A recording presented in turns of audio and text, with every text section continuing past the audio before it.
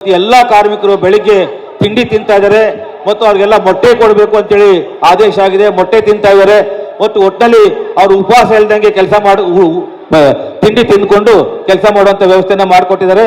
ಅದೇ ರೀತಿ ಎಲ್ಲ ಪೌರ ಕಾರ್ಮಿಕರು, ಲೋಡರ್ಸು, ಕ್ಲೀನರ್ಸು, ಒಳಚರಂಡಿ ಕಾರ್ಮಿಕರು ಎಲ್ಲರಿಗೂ ಆರೋಗ್ಯ ಭದ್ರತೆ ಮತ್ತು ಸುರಕ್ಷತೆ ಮಾಡಬೇಕು ಅಂತ ಹೇಳಿ ಅವರಿಗೆ 3 ತಿಂಗಳಿಗೊಮ್ಮೆ ಮೆಡಿಕಲ್ ಕ್ಯಾಂಪ್ ಮಾಡಬೇಕು.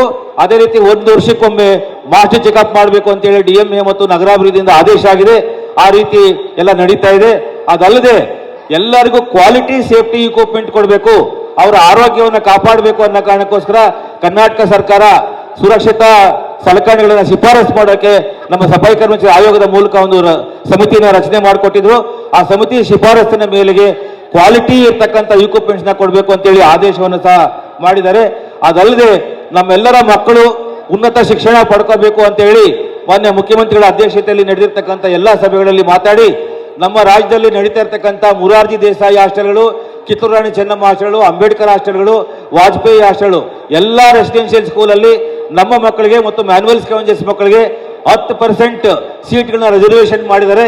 ಮತ್ತು ಯಾವುದೇ ತರ ಪೂರ್ವ ಪರೀಕ್ಷೆ ಇಲ್ಲದೆ ಅವರಿಗೆ ಸೀಟ್ ಕೊಡಬೇಕು ಅಂತೇಳಿ ಆದೇಶವನ್ನು ಮಾಡಿದ್ದಾರೆ.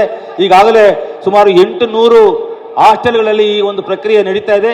ಕಳೆದ 10 ವರ್ಷದಿಂದ ಈ ಕೆಲಸ ನಡೀತಾ ಇದೆ.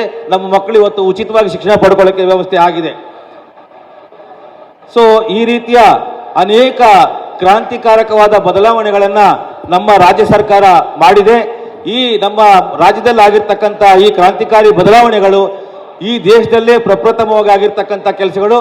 ಇವೆಲ್ಲವನ್ನು ಸಹ ಕಾಂಗ್ರೆಸ್ ಸರ್ಕಾರ 2018-19 ಇದ್ದಂಥ ಸಂದರ್ಭದಲ್ಲಿ ಮತ್ತು ಈಗ ಮಾಡಿರ್ತಕ್ಕಂಥದ್ದು ತಮಗೆಲ್ಲರಿಗೂ ಗೊತ್ತಿದೆ. ತಾವೆಲ್ಲರೂ ಇವತ್ತು ಫಲಾನುಭವಿಗಳಾಗಿದ್ದೀರಿ.